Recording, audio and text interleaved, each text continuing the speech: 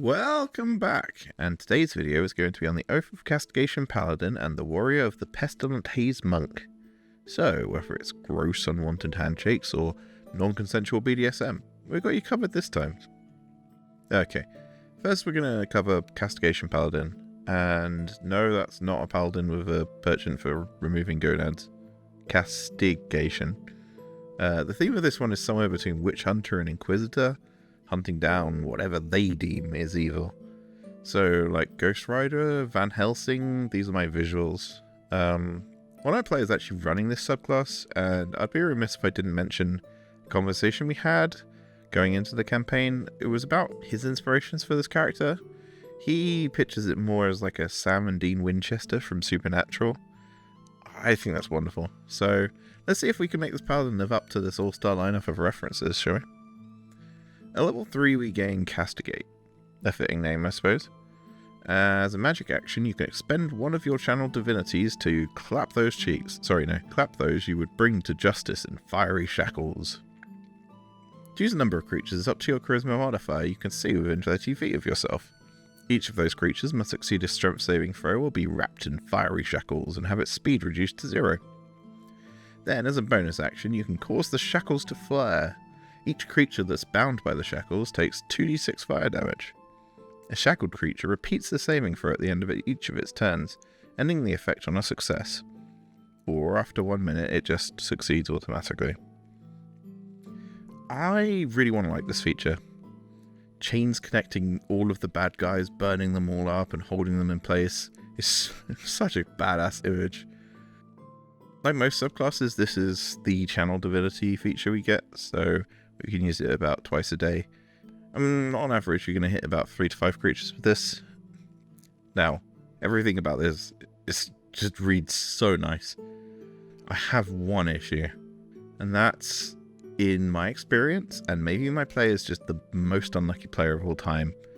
In my game, the amount of times this has been saved by creatures, or he's used it and it's only hit one thing, it's just so high. I mean, pretty much every time. This means it's doing nothing if you pass the save. No slow, no damage. My poor paladin player has wasted so many channel divinities and his entire turn just to do absolutely nothing with this when they pass their saves. Because of that, I can't rate it as highly as I want to. Maybe as high as I should. As cool as it reads, as high as the ceiling is, in practice it's just been so disappointing. I don't know, I mean, you can spend your turn smacking and smiting, or you can spend your turn hoping they fail their saves, or do nothing. Yeah, I want to like this, but if experience tells me otherwise. You also gain, fortunately, Insight. As a magic action, you can expend one of your channeled divinities to seek out wickedness and corruption. For the next 10 minutes, you have advantage on intelligence and investigation and insight checks. During that time, you can take a bonus action to choose a creature you can see within 10 feet of you. The target must succeed on a charisma saving throw or have the frightened condition. And while the target's frightened this way, it cannot speak a deliberate lie. The condition ends early if the target takes damage or if you use this bonus action again. So this is more of an out of combat, kind of the way that people play intimidation checks normally. Rules was written though, the creature can just refrain from talking, which makes the whole it can't lie thing potentially pointless. Certainly if you've got a mean DM like me. At least it's using a charisma save, which probably my favourite actually, because how low the average enemy stat is for charisma. But in a fight, I would say maybe you can use this depending on initiative order to get a fear on an enemy before your teammates fight it. You have to go directly before it basically, and then it's feared for its turn, and then your teammates can hit it. Otherwise, you're just going to break the fear. Unfortunately, it also costs a bonus action. The best use of this, I think, is just going to be interrogation. That's really cool, but it does kind of bring me to a horrible catch-22. This might not be everyone's experience, but There's certain information that DM's eager to give you. They actually want you to know. And there's certain information that a DM can't really tell you no matter how much you press, because it will literally break what you do. So, in these scenarios, when you interrogate someone, this kind of information that the DM was already going to try and find a way to get to you, whether it's for a clue you find later on or through this interrogation. And there's information that no matter how successful this is, the DM's just not going to make the creature say. This is one of those things that works in a video game really well, but less so in an actual practice game, where the DM has limited stuff they can actually tell you. Yeah, I think this Catch-22 makes this kind of intimidation boosting feature a little pointless. Cool flavour though. It'd be very fun to roleplay it. My player who's playing the subclass hasn't actually used this feature once as far as I can remember. I don't really blame them for that. If they just roll high enough on an intimidation check, it's pretty much the same thing. The other part of this giving you advantage on investigation and insight. Neither things using stats that you actually have high bonuses in. I'm not sure if that's a good thing or a bad thing. I think I tend to like having advantage on stuff I'm already good at to guarantee that it's going to work, especially something like investigation. If I have high bonus to investigation and then get advantage on it, that's massive. But if I have like a -1 intelligence and I'm rolling with advantage, it's still not going to incentivize me to do investigation that much. These bonuses are a lot like the Peerless Athlete feature from the Oath of Glory Paladin. Even that one is probably better than this. I think I'd use it more. Damn, okay, so level 3 features, they read nice, but on close inspection they really don't hold up, which is quite ironic, I suppose, for the investigating Paladin. Okay, so let's look at the spell list and hope it shines through. At level 3 we have Divine Favor and Inflict Wounds. Level 5 we have Chain of Conviction, a new spell, and Hold Person. At level 9 we have Counter Spell, oh yes, and Speak with Dead. Level 13 we have Consuming Pyre and Locate Creature. And at level 17 we have Flame Strike and Hold Monster. So the general theme being that you hold stuff in place, you burn it with Divine Wrath. Okay, cool. It's actually a really sick list. I guess Locate Creature is a bit pointless, but maybe situational is a better word there. But man, the rest of this is fantastic. Even having the 1-2 punch of Hold Monster into an auto-succeed Flame Strike because they can't dodge it. I know this is level 17, but still. I looked through the other spell lists of the Paladin subclasses, and I really do think this is actually just the best list, objectively. It's going to really boost the points that I give to this subclass. The 2 new spells are decent. To be honest, the Chain of Conviction is what I want Castigate to be. Sure, it's only single target, but it's a bonus action, it damages, it pulls, it gives you advantage on hits versus them, gives you lingering buffs, all without the need for concentration. This is the Paladin smack you in the face spell I can get behind. Consuming Pyre we covered in a previous video, but just think of it as like an upcast heat metal. It's not amazing, but it's pretty usable. Decently consistent damage. Okay, so levels 1 to 6, I think we're regretting our subclass choice a little bit. I think it gets a little better at level 7, with our Kindling Aura feature. You and your allies within your aura of protection ignore creatures' resistance to fire and radiant damage. Big whoop. But when an affected creature hits with a weapon attack, it can choose to deal fire damage instead of the weapon's normal damage type. In addition, you and affected creatures in the aura can add your charisma modifier to intelligence, investigation, and wisdom, insight checks. Okay, so that last bit kind of makes up for what I was saying earlier, where you have advantage on these things, but low bonuses. Now you have high bonuses and advantage. Cool. I am a bit of a sucker for passives and buffs. I kind of wish there was a class that just giga buffed aura protection from the get-go. This one gives a situational, but quite useful ignore resistant to fire damage, and then a less useful resistant to radiant damage ignore. all of this is meaningless because what it actually does is make all of your allies and your weapon attacks deal fire damage and then ignore resistance to fire. So all of your allies and your weapon attacks ignore all resistances, basically. That's pretty sick. Additionally, there's a lot of creature types out there that this is just relevant for. Oozes, ghosts, elementals, constructs. All of these have resistance to weapon attacks or one of these damage types, and now they don't. This won't help you against, like, fiends who are immune to fire, but yeah, overall, nice passive buff to your entire team's weapon damage, especially if your team's martial heavy. At level 15 we get Fervent Inquisitor. Whenever a creature damages you or one of your allies within 30 feet, you can take a reaction to gain advantage on the next attack roll against that creature that dealt the damage.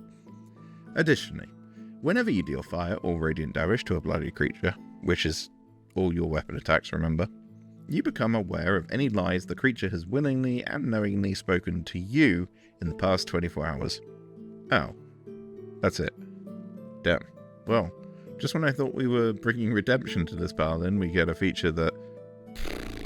Did it do anything? I mean, the knowing whether it's lied directly to you is... No, that's never going to come up. You're already killing the creature. Why does that matter? And, gaining advantage on an attack roll against something that hits something other than you? That's also really bad, right? Because you're a melee character, so the thing that you're hitting generally is also hitting you. Yeah, I don't know. I guess it is any kind of damage, so if you're hitting something that's done AoE, it works, but just occasionally getting advantage for a level 15 feature? Yeah, I don't know. This is, I especially think the lying thing is just like, that's what the villain monologue's for, right? They're supposed to tell you what they've lied about and how they betrayed you before they get into the big fight. Not in the middle of the fight, oh, now I've done fire damage to you, now I know what lies you told. Yeah, I don't know, I kind of hate this feature. At level 20, we gain Fire and Brimstone. Okay, so the big capstone for the Paladin class is a subclass feature, that's cool. As a bonus action, you embody Cleansing Flame and gain the benefits below for 10 minutes or until you end them. Once you use this feature, you can't use it again until a long rest, and you can restore your use of it by expending a level 5 spell slot. Okay, and the feature is that you gain immunity to fire damage, you increase your reach by 10 feet, your melee attacks ignore all cover, okay, when you hit a creature with opportunity attack action, or when a creature ends its turn within your reach, it must exceed a charisma saving throw, yes, charisma, or have the Prone condition, and its speed is reduced to 0 until the start of its next turn. Okay, this is sick. We've gone full Ghost Rider. This is fun and powerful? I know it's a level 20 feature, but even then, immunity to fire can be quite game-changing depending on what you're fighting. I mean, you could just walk into your own wall of fire. Use Chain of Conviction, pull all the enemies to you, and then they all fall prone because they're suddenly in your aura. And then I just realized we don't actually get Wall of Fire or any AoE fire damage effect at all. Not one that affects per turn anyway. Oh man, okay, that sucks. But regardless, that doesn't take away from the awesomeness of the rest of this feature. Like a 15-foot reach? An aura of movement disabling? Wow, okay. Overall, what a roller coaster, right? We just kept having, like, good feature, then bad feature, then great feature, then terrible feature. Okay, so let's sum it up. In the good column, we have the spell list, ignoring resistances, and all of that Fire and Brimstone level 20 epicness. In the bad column, we have everything else. For that reason, this is going to sound a bit harsh on this one. I'm going to give this a D. There is just too many levels where you get too little, or basically nothing. The level 3 feature sounds so cool. The theory behind it is awesome. The highest roll you can imagine is fight winning for most of the early fights you're going to take. And yet, in practice, it's been an absolute waste. It's made my Paladin player worse just by having it and trying to use it. There are just much better subclasses to play. I think the only other subclass that's as bad as this for Paladin is probably like Oath of Vengeance. My hope is someone out there plays this subclass and gets much, much luckier than my player with the Castigate chains. And if you do, hey, this is going to be amazing. But at least the base Paladin class has a lot going for it, right? With just running and smiting. You don't really need a subclass to change that. I suppose you can still have fun playing this. Just don't use the features. Yeah, that's a D. Okay, well, on that downer, now for a subclass that would have been pretty distasteful 5 years ago. The Warrior of the Pestilent Haze Monk. While I'm sure there's other media references theming for this class, I can only think of the Plague Monk Skaven from Warhammer Old World. I think Avantris may have also had this in mind when they were making this, because they made a sort of species that goes along with it called the Plagueborn, that are rat folk that look kind of like Skaven. Either way, we're going full Father Nurgle with this subclass. And that's quite novel, right, for the monks? They tend to be quite clean and precise. Oh no, I suppose Drunk Monk isn't. Okay, can I be honest? This subclass took me about 3 read-throughs and multiple mock characters to just understand the basics and how to use it. So I'm going to approach this a bit differently. I'm going to show you what a leveled monk could do using this subclass, instead of just going through the features in isolation. Because I don't think it quite works for this one. Alright, so I'm a level 3 monk in the 2024 rules. 3 times per initiative, I get to use my focus points. Mostly, I want to be using this on Flurry of Blows for the extra damage. I mean, it's 2d6, which, this early in the game, pretty decent, killing most things. I already have high movement, I reduce damage with deflect attacks, so any other use of focus points is just not as important. But I'm a rat, so I took the new Pestilent Haze subclass, and this means for each focus point I'm spending on my Flurry of Blows per fight, I'm also doing an extra 1d6 necrotic damage with the Claws of Pestilence feature. Also, if I'm somehow not killing something with that many extra d6s of damage, I can actually forego the extra 1d6 and poison it instead. I think early on, you're going to be killing a lot of things with that much damage, so maybe not doing the poison is more worth it. I mean, hitting anything means you're dealing 46 damage plus 3 times dex per turn for an average of like 23 damage, which is pretty great at level 3. When you poison something this way, you do also get extra damage on your future turns, so it is pretty decent against like bosses, but I don't know how many bosses you're fighting level 3 that aren't immune to poison. Still, if you do find one, this option's pretty fantastic. You also get 2 decent features that scale throughout the entire game. You get advantage on saving throws to avoid or end the poison condition, and you have resistant to poison and necrotic damage. You also gain a connection to vermin? This is like an out of combat thing where you can use animal messengers for some utility. Yeah, the level 2 spell you can just use willy-nilly on any vermin you find. I think any campaign set in a city is actually, vermin are everywhere. It doesn't even need to be a city. You're gonna find a lot of use for this. You can basically create a spy network from just the vermin that are around. That's quite cool. So jumping to level 6, we're now getting our second attack. We're getting 5 focus points per combat. We've increased our martial die. Let's assume we have 18 dex and we're using our Flurry of Blows each turn. We now do an average of about 38 damage per turn. That's assuming we're not carrying a weapon, we're just punching things, and we don't have any other buffs to us. That's fine. So does the subclass give us anything? Well, we have the option to, for 2 focus points, exude a cloud of miasma on all enemies around us. For 20 feet emanation, dealing 2 martial arts die of damage, and affected creatures now suffer your level 3 plague that you had, where they're poisoned and take extra damage. And, because this is an action, you can still Flurry of Blows after this, which will include the bonus damages. let's say you hit everything and they fail their save, you get to deal 7 die of damage, plus 2 times dex, for an average of about 38, actually, again. Now, they're also poisoned, and will take extra damage from you next turn if they fail their save again. And it hits in an AoE, so there are some upsides here, but I feel like the focus point use is quite high, because you're using 2 for the Emanation and 1 for Flurry of Blows, so you can't really afford to use 3 per turn at this level. I think this is where my brain got a bit muddled on this whole subclass, because it's really hard to, in theory, work out how many focus points you're allowed to spend per turn, really.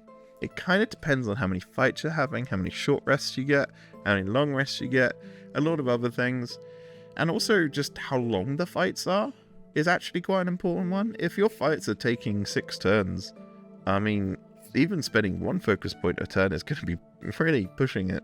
I really couldn't decide which one's better, using this Emanation or just punching things. I think the Emanation also requiring saving throw makes me want to have more wisdom than dex, but punching things makes me want to have more dex. I got a bit confused, so we will keep up the number comparison and see how it goes. I, at this level though, would say you're probably better off keeping dex and keeping the higher AC and just punching things, using 1 focus point for a flurry of blows per turn, maybe a stunning strike every now and then or something big. I think that's going to get you further than trying this Emanation and trying to hit multiple enemies. Especially because Constitution saves are notoriously high for monsters in D&D. The other thing you get at level 6 is the ability to ignore poison and necrotic resistance. This is pretty crucial for keeping our damage up, but I will say it is actually quite common for poison to be completely immunized to, which actually neuters a lot of what you're trying to do. Again, another reason just to smack things. Yeah, stick with that for now. Okay, so jumping up to level 11, I really like how the base monk scales to this point. Our flurry blows now does an extra hit. Our martial arts die has now increased. We have 11 focus points. We can restore this so easily with short rest as well that we can kind of stop being conservative about our use of, keep it to 1 or 2 per turn. So let's see how much we can do and see if using the Emanation is better than just punching things. Assuming we have 20 dex now, just unarmed attacks plus flurry of blows, we get 56 damage per turn average. This is assuming everything hits, of course. Or using our Emanation, we still get actually pretty similar damage. But thanks to our new feature, enemies actually get disadvantaged to save against it. This changes things, I think. This is the point where I really start to think the Emanation might take over. You're getting the extra poison, the extra damage next turn if they fail their save again. The change where they have disadvantage to save against it really changes the numbers game, I think. Also, the ability to spend 3 focus points a turn without sweating, really. I think fights will be quite short at this level, and 3 focus points per turn out of a pool of 11. When you short rest, you get some back. I think you're good to go. In which case, it's worth saying, having a monk feature that gives you something better to do than just attacking as your action, that's really powerful. This is AoE damage, this is AoE effect giving, all without actually lowering your damage per turn on a single target. That's really, really, really impactful, and it's going to be boosting the score I give to this class quite a lot. You also gain a buff where if you spend a focus point and a bonus action using Step of the Wind, you spread your plague among everything you run next to. Now, with all the other buffs that you have to Step with your Wind, this means in a turn you are taking the disengage and the dash action, all as a bonus action. Your jump distance is doubled for the turn, and you can choose a willing creature within 5 feet of yourself that's large or smaller to move with you for the turn. The creature's movement doesn't provoke opportunity attacks, and everything you run next to is at disadvantage on doing the Constitution save to be affected by your plague and have poison and a damage debuff. I don't know how much I'm doing this, but you do have 20 feet base movement. So against like a ton of enemies, I can see this as a decent fun way to weave your poison onto all of them. And, of course, it's all as a bonus action. So you still have your action available at the end of it all. If you need to get a friend out of trouble, this could be fantastic, actually. You're poisoning the enemies and making it harder for them to hit, so you're kind of double saving your teammate. Okay, level 17 now. We've got our D12 for our martial dice finally. And sure, there's been a bit of a drought of damage, I will say. The monk features tend to buff your tankiness, but not so much your damage. So punching with flurry is going to do an average of 64 damage per turn at this point. So let's calculate what happens if we poison our way for a turn. Well, first worth mentioning is that we now get to ignore immunity to the poison condition. But not the poison damage, unfortunately. So we spew our emanation, dealing 2d12, then we flurry, dealing 3d12 from punches, plus 3d12 from the plague bonus, plus 1d12 from Claws of Pestilence feature at level 3, plus this new feature means we're adding 4d12 to this. Yes, that's right. For a total of 100 damage on average in a turn. Oh, man, this is scaling well. I mean, yeah, we're assuming everything hits and all saves have failed, but they have disadvantage, and we're rolling with like 20 decks. Maybe we have advantage or bless from something else. I don't know, this is only costing you 3 focus points per turn. You've got a pool of 17 now. This is all ignoring resistances. Wow, 100 damage on average. What a powerhouse. So, this subclass is adding some out of combat utility, a small amount of defense tools in the form of poison condition, and then just a crap ton of scaling damage. Yeah, sign me up. Especially for high level campaigns. Once I understood the balance of the tolling sensor emanation, I just can't put this class out of my head. If you're worried about surviving, then remember the monk now has patient defense, to have dodge, temporary health, evasion, deflect attacks, which at level 13 you can now deflect attacks against all damage types. You have proficiency in all saving throws, and more defensive features. And they just threw the kitchen sink at giving monks survivability. It's crazy. Which is why a subclass just giving you more and more and more damage is exactly what I want. For combat, anyway. If you're a player who's roleplay heavy, then this might not be for you, but if you're combat minded, this subclass is going to make you feel like a god. For me, this is an easy yes. I mean, overall, this feels so much more than Warrior of Mercy, which is kind of the equivalent combat-focused subclass. Even the Vermin connection from level 3 can lead to some interesting out-of-combat situations where you have a spy network, you have some roleplay opportunities. I don't know, for me the subclass just does it all.